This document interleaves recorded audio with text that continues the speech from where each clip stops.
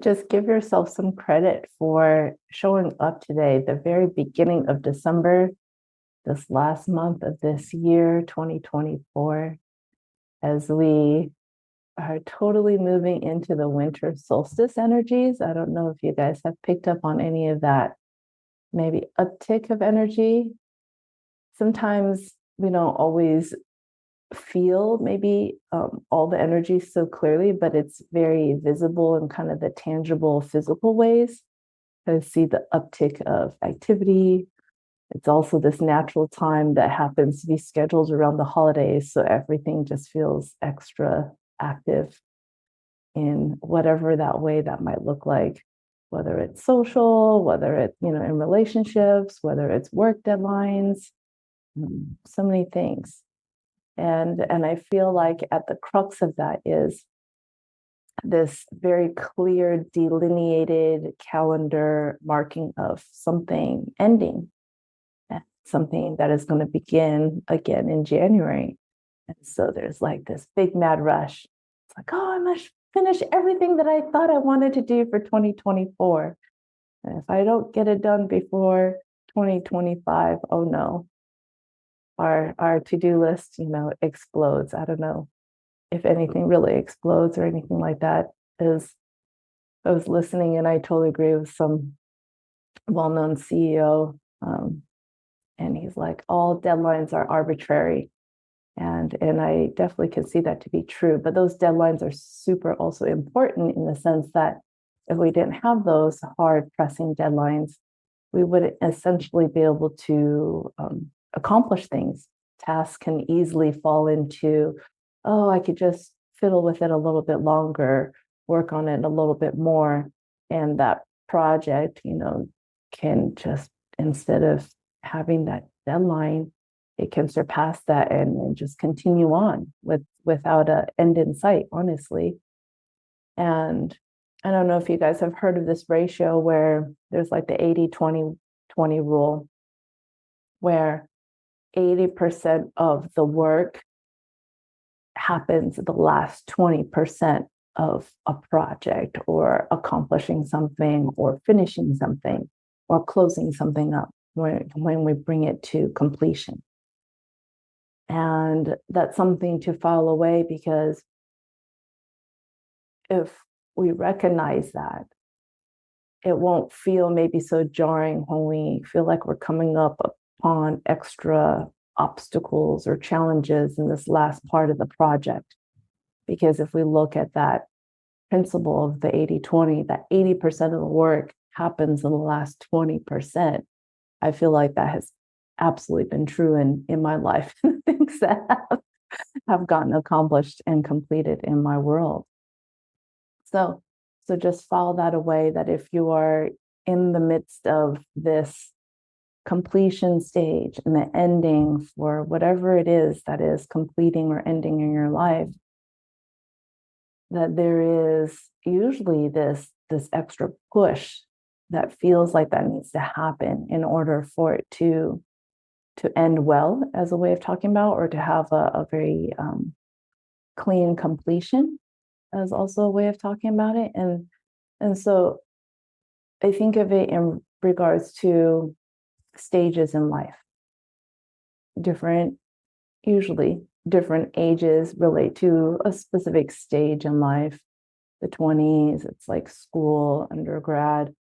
30s, if it's, being a young professional, maybe it's graduate school. In the 40s, the continuation of that career. And then maybe it's like relationship building. And then there's kind of like this future planning of sorts. And so when you get into the 50s or so, then you're like, oh, okay, now I'm looking at retirement. What does that look like when I finish my current role? And then 60s and so forth, retirement essentially. And I had a recent visit from a family member who had just retired, and I was so excited for them, right? Just to have completed this part in their life that has been a big chunk of their life. And this goes back to this awesome thing that I read, which is these three most important things that we don't even realize and contemplate maybe early on. maybe we hear it and we're like, okay, fine, we still want to do our own thing. We want to have our own freedom. But as anyone of any age, really to really consider these three questions, because these three questions and how you answer these questions will become seriously defining roles and trajectory of the direction that you will move in your life. One is, what kind of job will you have? Number two is, where are you going to live? Right? And number three is, what relationship are you going to be in? Those three things. And if you sit with those three things for a moment, uh, like on an ideal scale timeline, it's like you want to put in 20 years of like honing in on what is it that I'm going to do for work, or who, or yeah, what type of relationship am I going to get into? And then where do I want to live? But usually life is structured in a way where we grow up in a certain area and these resources, right? It's like, oh, okay, I'll just go to school in state because it works out better for finances. Or I'm going to just take this job because it works out for certain reasons, whether it's the ease or comfortability or familiarity, right? And those aren't necessarily bad things. I'm just wanting you to consider, to kind of think outside the box of like, wow, if these are huge anchoring stones in our life that really shoots and directs the trajectory of our life, where we live, what we do for work, and our relationship. The fourth thing I would absolutely add in is the time that we put into our spiritual practice, right?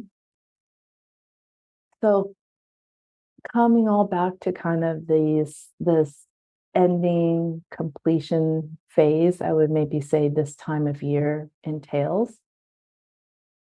It has this reflective moment where we, at least for me, I begin to kind of look back and take stock of what has been accomplished this year. And for sure, so many things that got done or happened that was completely outside of my wheelhouse of what I had planned, because that's life. And then my next piece that I go into upon this reflection is, what are the lessons that I've taken away from these things that have occurred? And from those lessons, then I like to look at patterns. What have been similar patterns playing out, whether it was healthy patterns or it was unhealthy patterns. And I just love to take inventory, because life is this beautiful, wonderful teacher where things will continue to show up in our life if we haven't fully brought it into a completion stage. Like the weeds still sprout up in the garden because we actually didn't get to the bottom of the root when we were weeding the garden.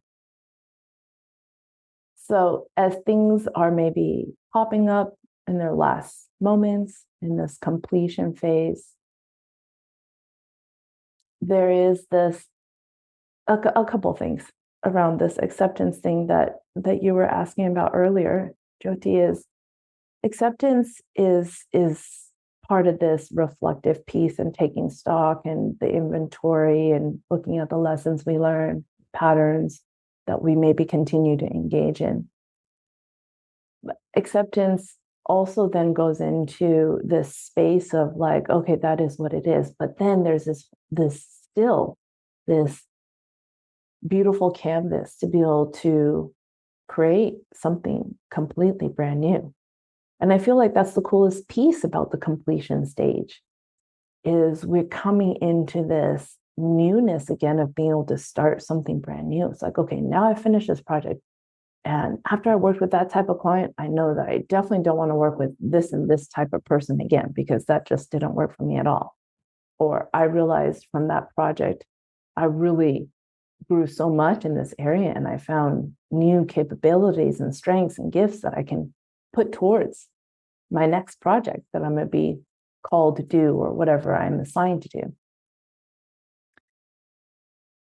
So with the acceptance piece, it really is a bridging over to what it is you want to create next in your life. And as you bridge over to what you want to create next or more of in your life, what you want to have more of, the other piece is the letting go. Letting go is very interesting.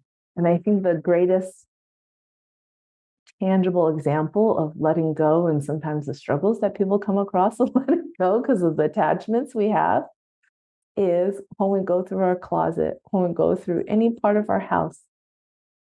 And let's say you open your tea cabinet, because I have a big tea cabinet.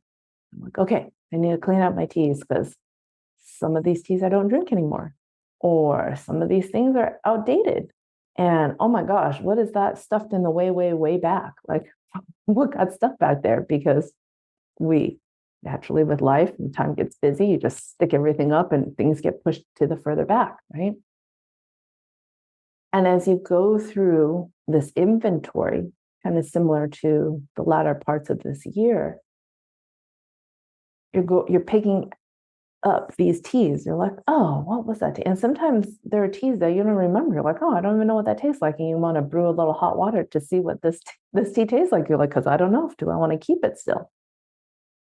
Or there's the other piece where you're like, gosh, I haven't even drank that. And I really don't know if I really like black tea anymore. I've kind of been drinking more green tea. It's kind of been my style lately, my preference. So in that sense, you're like, it might be a little bit easier to discern that, okay, this is no longer what is needed in your life, no longer aligned with what it is that you're doing and using in your life, that you can then let it go. So that letting go feels probably the most easiest because it's so clear that that is no longer what we are or what we're into. It's like, oh, my favorite color is blue. And so this thing is color red. Well, I'm not any against the color red. It's not my color, my favorite color right now. So there's this clarity that allows you to be very discerning and discriminating. Like, okay, that's not what I need. I can let that go. And however that letting go looks like, that's like a donation, a regifting, um, recycling, whatever that is are the forms of the letting go. So the parts where it gets a little bit gray in the areas of letting go is what happens when we have some attachment, when we have some emotion. Usually in the emotions, I mean, there can be a lot of emotions. There can be sadness, it can be happiness, but I feel like the emotion can be culminated into like some form of nostalgia. Right? You think of, uh, you know, um, my husband grew up in this house that we lived in. So there's a lot of nostalgia for him. And for him to be able to go through things and let go of things is 10 times harder for him because he has the nostalgia piece, the emotional attachments. Like, oh, but that's what my aunt made for me and my brother when we were young. And oh, that is what I received for Christmas on this year when this happened in my life. There are these nostalgic attachments that mark what milestones, achievements, accomplishments, things that has happened in our life that marks our personal story and our personal history. So I'm saying that to say it's natural to have these attachments and emotional nostalgic things. So how do we navigate them when we are ready to let them go? I feel like a sinister smile on my face because for one, I really uh, go into a space of ruthlessness, and this ruthlessness actually comes from a very, very strong place of loving kindness and compassion, as well as clarity, right? So, this ruthlessness is a combination of loving kindness, compassion, clarity that really clearly discriminates and cuts through those lines of attachment, those lines of emotions to just look for a moment. Is this something I still need to hold on to?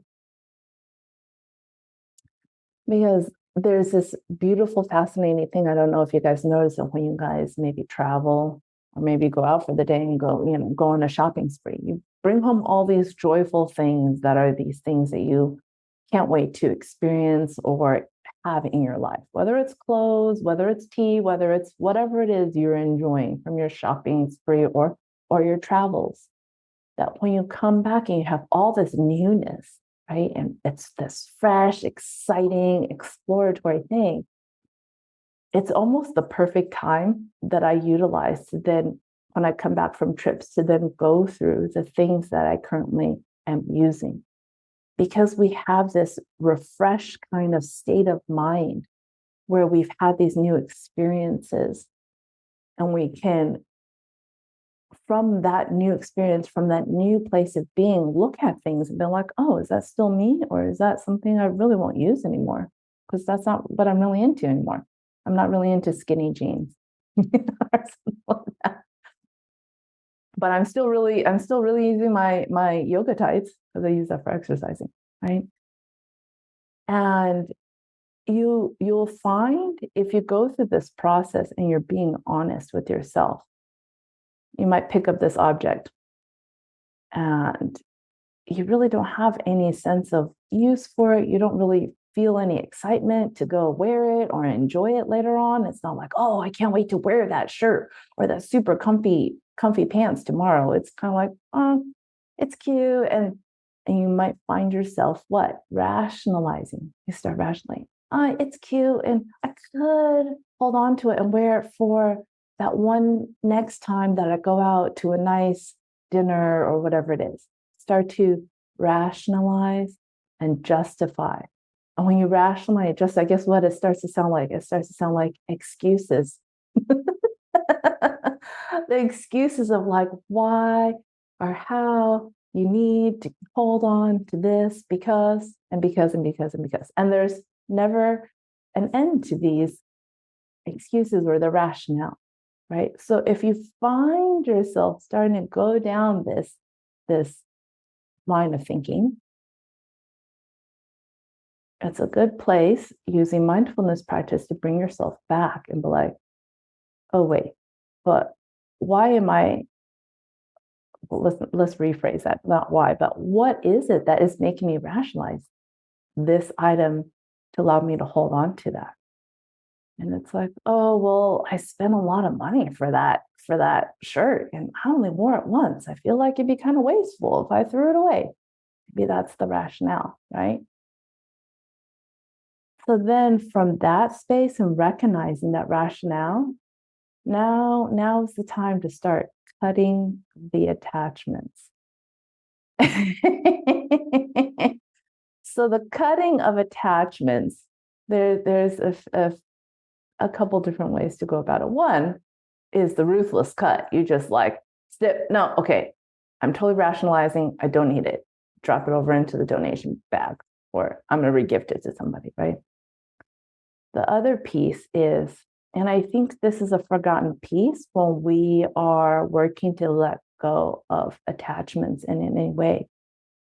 We get so focused into this one thing that it literally, this narrow focus, right? That it can generate the sense of scarcity, that it can generate the sense of like, oh my gosh, this is all I have. I don't have anything else but this.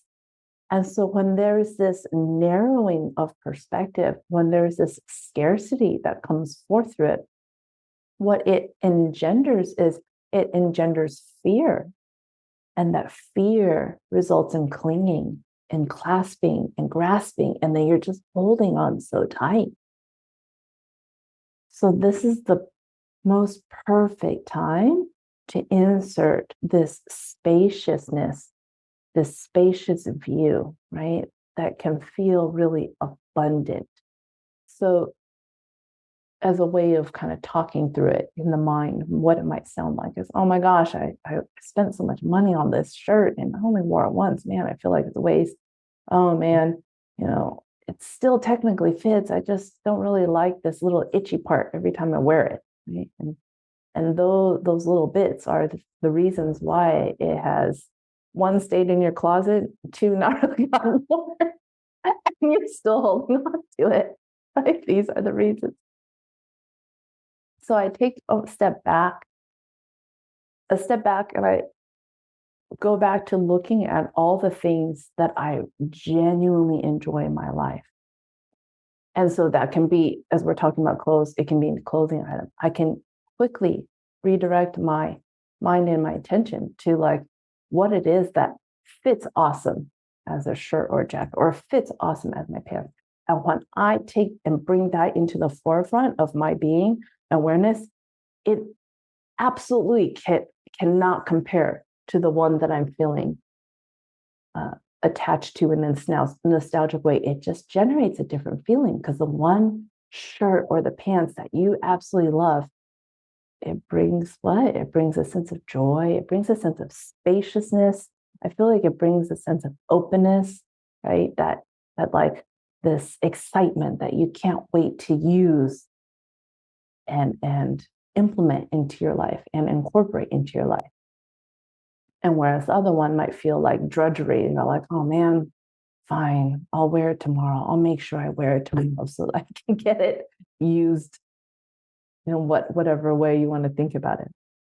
So coming back to having that comparison is so important because it helps us recenter our, from our narrow focus, it kind of recenters us to be able to stand upright in a way where we can look around us and we're like, oh, you know what? Okay, that's a bummer. I spent so much money on, but you know what? Someone's going to find so much more joy in it because I cannot wait to continue wearing this jacket that I so love, right? Or the one that I just got that fits me way more amazing, and that I'm just gonna wear every day, like my favorite whoopee or blankie. And so this openness in our being, the sense of being, that's a physiological sense. What it looks like actually physically is this, this like hunched over thing compared to this upright thing, actually plays out in martial arts, funnily enough. So sometimes people can be seen when they start to spar in martial arts. They get ready and they hunch over. They're ready to fight. They're getting in on it. They gotta, be just in defensive mode as a way of talking about it. But actually, what I've come to learn is this hunched over defensive mode actually is akin to having that very narrow minded focus, that we actually lose sight of our whole spatial surroundings. That if we actually go into a sparring match or any situation upright, right? Almost to the point where you're like sitting back in an invisible chair if you were standing, right? What I have experienced physically, including physiologically, is the alert centered spine creates this openness of my front body and my back body that includes my side body, right? So I feel my whole being present in that moment. And guess what? I feel my whole being able to access what it is I need to access in resources or whatever it is in that moment, in that situation. Because usually, even like as you can recognize with any emotion or attachment, specifically anger, even, it's so narrowing. And people start to fight over this very small space that they forget this whole world around them that is accessible to them, that they don't even have to be there. They don't even have to fight over that stuff. And kind of similar to maybe shopping. I can only imagine if I didn't put myself out there after Thanksgiving, but people potentially, you see those memes or something fighting for that last whatever sale item piece because they are rooted and engendered in this scarcity, fear-based mentality that triggers this anger, violence, and aggression. But if you take this opposite stance, it's very uh, disorienting, I guess you could say, for others, because if someone really wants it and they take it, you're like, oh, I guess that wasn't mine. And I'm going to staying upright, open, and spacious. I'm going to be open to what is correctly aligned for me without having to fight for it. people are like, oh, you don't want that? Oh, now maybe I don't want it because you don't want it. It has this weird effect, right? Be aware of that, as we're talking about, be aware of that trap that we trap ourselves in through the rational, logical ways. I've been there. I've done that. And what I've come to do is through the mindfulness practice, catch myself. And when I catch myself, no matter how far down the road I have rationalized, well, it doesn't matter. I just catch myself.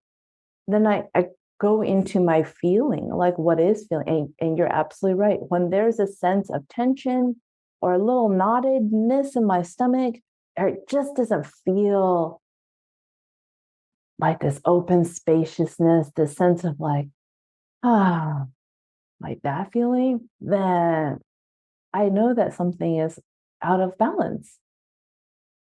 And this is the cool thing is when I follow through with my feeling, going with my gut, like let's say it's like, oh, I was kind of holding on to that and I finally let it go. Maybe I just put it outside in the garage because I was like, that's where all the donation things go for now.